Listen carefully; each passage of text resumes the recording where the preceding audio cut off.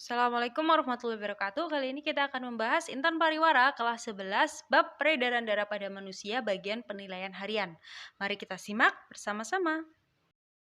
Nomor 1, proses pengikatan oksigen dalam tubuh berlangsung di salah satu komponen darah. Karakteristik yang dimiliki oleh komponen darah tersebut adalah, jadi untuk pengikatan oksigen itu dilakukan oleh eritrosit atau sel darah merah. Nah, sel darah merah ini karakteristiknya adalah tidak mempunyai inti sel. Makanya biasanya rusak setiap 120 hari sekali. Jadi jawaban yang paling tepat adalah yang A. Nomor 2, protein terlarut dalam plasma darah yang merupakan komponen pembentuk antibodi adalah, jadi kita bahas satu persatu ya. Untuk lisin itu fungsinya untuk menghancurkan antigen. Albumin untuk keseimbangan air. Kemudian globulin, nah ini untuk membentuk antibodi. Yang D, presipitin adalah untuk mengendapkan antigen. Dan yang terakhir fibrinogen untuk penggumpalan darah. Jadi jawaban yang paling tepat di sini adalah yang C. Nomor 3, salah satu karakteristik yang dimiliki oleh jenis leukosit pada gambar di bawah ini adalah, ini salah satu jenis leukosit yaitu neutrofil. Nah, neutrofil itu karakteristiknya plasmanya bersifat netral dan ada bintik merah kebiruan. Kemudian fungsinya dia untuk memusnahkan bakteri atau zat asing yang masuk ke dalam tubuh. Nah, jadi di sini karakteristik yang paling tepat adalah yang D, memiliki plasma bersifat netral. Jenis leukosit yang berperan melawan infeksi bakteri E. coli adalah, nah jadi satu persatu. Basofil itu untuk reaksi alergi, limfosit untuk membentuk antibodi yang nantinya antibodinya digunakan untuk melawan virus. Kemudian monosit untuk membentuk makrofag, sedangkan neutrofil untuk memusnahkan bakteri. Dan yang terakhir, eosinofil berfungsi dalam pertahanan dari parasit. Nah, karena E. coli ini adalah bakteri, maka yang paling tepat adalah neutrofil, D. Nomor 5, pada saat terluka terjadi proses pembekuan darah sehingga darah tidak terus mengalir. Namun dalam kondisi normal darah dalam arteri dan vena tidak membeku. Hal ini menunjukkan bahwa darah yang berada di dalam pembuluh darah tidak mengandung komponen-komponen pemicu pembuluh darah, yaitu jadi proses pembentukan darah nih ya dimulai dari adanya trombosit. Nah, trombosit ini berada di plasma darah. Trombosit kemudian ketika pecah akan mengeluarkan enzim trombokinase. Nah, enzim trombokinase ini dengan bantuan vitamin K bisa membentuk protrombin. Nah, protrombinnya ini juga ada di plasma darah.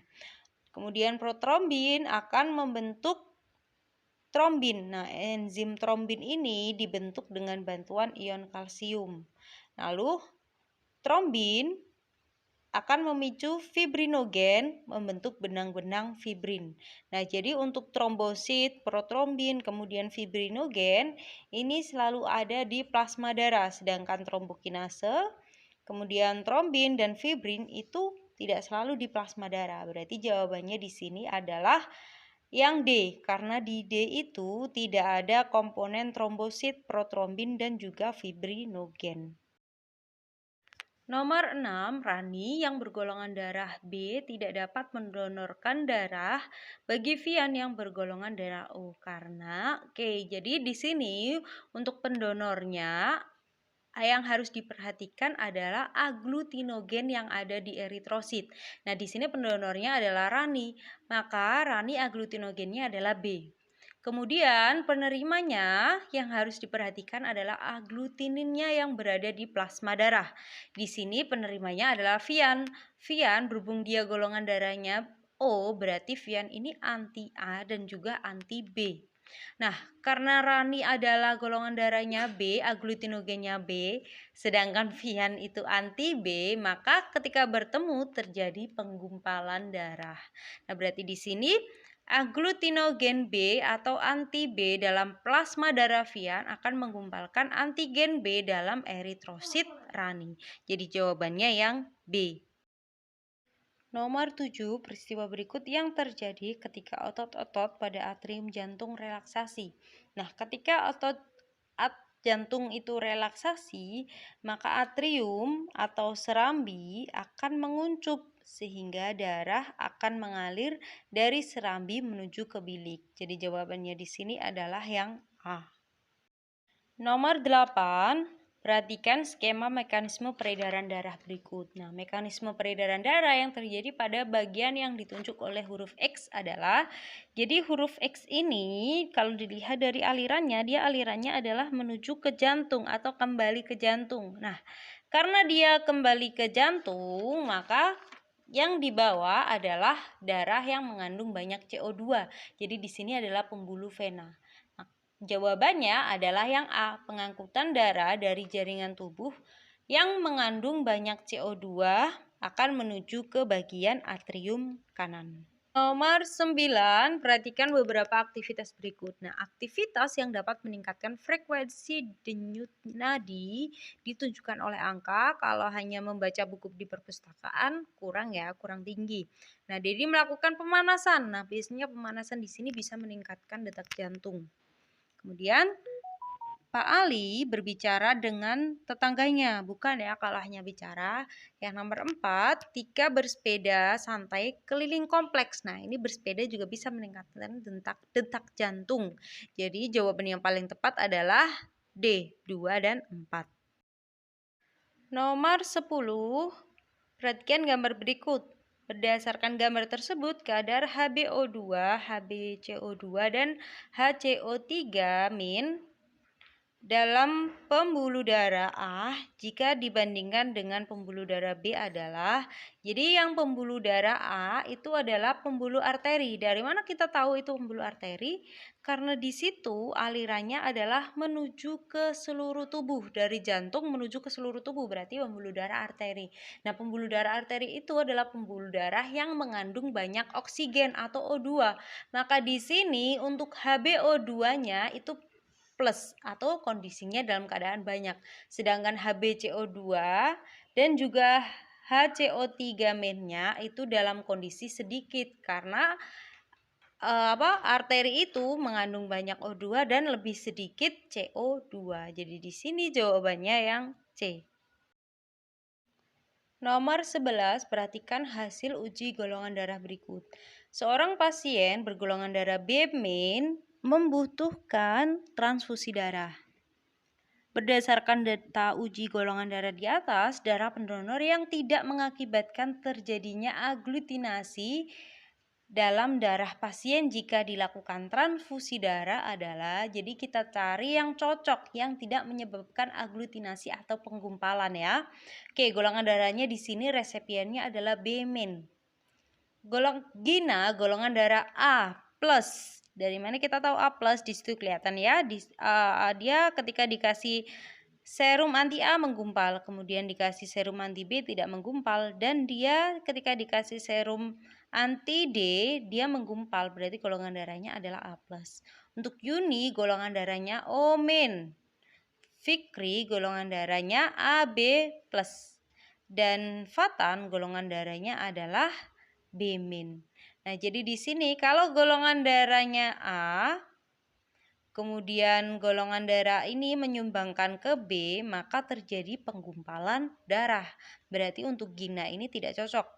Kemudian Yuni, dia bergolongan darah O-. Nah, O itu bisa menyumbangkan darah ke semua golongan darah. Jadi O itu bersifat donor universal. Maka O ini kebetulan O-nya juga sama-sama min. Karena sama-sama min, maka bisa menyumbangkan. Lalu yang Fikri, di sini Fikri adalah AB+. Nah, AB itu hanya bisa menyumbangkan darah ke golongan darah AB juga. Jadi kalau ke B nggak bisa nih berarti. Lalu yang Fatan, ini dia Fatan B-. Nah, B- pasiennya juga B-, berarti cocok. Di sini yang cocok atau bisa didonorkan adalah yang Yuni dan Fatan. Jadi jawabannya adalah yang D. 12. bagian jantung yang berfungsi mencegah darah yang dipompa menuju seluruh tubuh dan paru-paru tidak mengalir kembali ke jantung adalah, jadi di sini adalah fungsi dari valvula semilunaris. Jadi fungsinya itu dia untuk mencegah agar darah tidak kembali lagi ke bilik atau ke ventrikel. Nah, valvula ini berada di pangkal aorta dan juga pangkal arteri pulmonalis. Jadi jawabannya yang B. Nomor 13, perhatikan pernyataan-pernyataan berikut. Pernyataan yang benar mengenai faktor-faktor yang mempengaruhi denyut nadi ditunjukkan oleh angka. Yang pertama, makin berat aktivitas yang dilakukan, frekuensi denyut nadinya makin berkurang. Bukan ya, kalau aktivitasnya tinggi, denyut nadinya juga akan tinggi. Kedua, frekuensi denyut nadi perempuan lebih rendah dibandingkan laki-laki. Justru sebenarnya yang lebih tinggi adalah wanita dibandingkan dengan laki-laki. Nomor 3, frekuensi denyut nadi lanjut usia lebih rendah dibandingkan denyut nadi remaja. Nah, ini betul sekali. Jadi semakin usianya semakin tua atau semakin lanjut, maka denyut nadinya akan semakin melambat. Yang keempat, makin meningkatnya suhu tubuh seseorang, makin tinggi frekuensi denyut nadi. Nah, ini betul sekali. Jadi jawaban yang paling tepat di sini adalah yang E.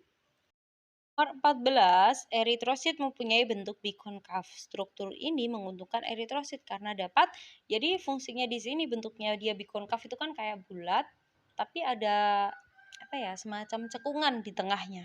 Nah, cekungan ini fungsinya untuk memperluas bidang penyerapan gas. Jadi supaya semakin banyak oksigen yang bisa diikat. Jawabannya yang B. Nomor 15, perhatikan gambar berikut. Gangguan seperti yang ditunjukkan pada gambar dapat disebabkan oleh gambar yang pertama, di situ sel darah merahnya jauh lebih banyak dibandingkan dengan sel darah putih. Kemudian di gambar yang kedua, sel darah merahnya menjadi semakin berkurang dan sel darah putihnya melebihi batas normal nih jumlahnya. Berarti di sini terjadi penghancuran eritrosit yang terlalu cepat. Yang dilakukan oleh siapa? Yang dilakukan oleh sel darah putih. Jadi ini kemungkinan adalah leukemia. Jawabannya yang C. Nomor 16, perhatikan beberapa gangguan pada sistem peredaran darah berikut. Gangguan yang menyerang pembuluh darah ditunjukkan oleh angka. Jadi pembuluh darah itu yang pertama arteriosklerosis. Kemudian trombosis dan juga embolus. Jadi jawabannya di sini 1, 4, dan 5. B.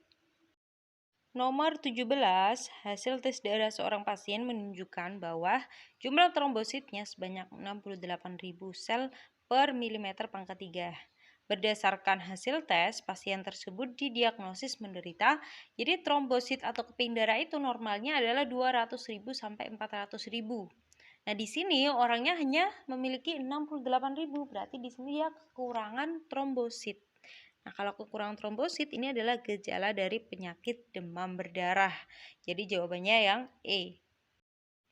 Nomor 18, perhatikan gambar struktur jantung berikut. Gangguan yang terjadi pada gambar tersebut dapat menyebabkan, jadi di situ katup yang lebih tepatnya keluar dari bilik kiri. Nah, jadi bilik kiri itu kan fungsinya untuk memompa darah ke seluruh tubuh. Nah, ada katupnya nih yang berfungsi untuk mencegah darah yang telah dipompa tadi kembali lagi ke bilik kiri. Nah, ketika gambar yang kedua, di situ kelihatan katupnya mengalami kerusakan, akhirnya darahnya kembali lagi. Berarti jawabannya di sini yang paling tepat adalah yang B. Menyebabkan darah mengalir kembali ke tempat semula. Nomor 19, berdasarkan hasil pemeriksaan diketahui bahwa terjadi penumpukan plak pada pembuluh arteri di dinding jantung Pak Hasan. Oleh karena itu, dokter menyarankan Pak Hasan untuk menerapkan pola hidup sehat agar kondisinya tidak memburuk. Contoh pola hidup sehat yang dapat diterapkan Pak Hasan adalah, jadi kalau banyak plak nih, plaknya kemungkinan kan bisa plak karena lemak, bisa juga plak karena kapur, tapi biasanya rata-rata karena lemak. Nah, untuk menghindari semakin memburuknya keadaan Pak Hasan bisa dengan cara mengurangi konsumsi makanan berlemak. Jadi jawabannya yang B. Nomor 20, teknologi yang dapat diterapkan untuk mengatur ritme jantung. Jadi kalau ritme jantung itu bisa menggunakan pacemaker. Jadi jawabannya yang D. Sekian pembahasan kali ini, semoga bermanfaat. Terima kasih. Wassalamualaikum warahmatullahi wabarakatuh.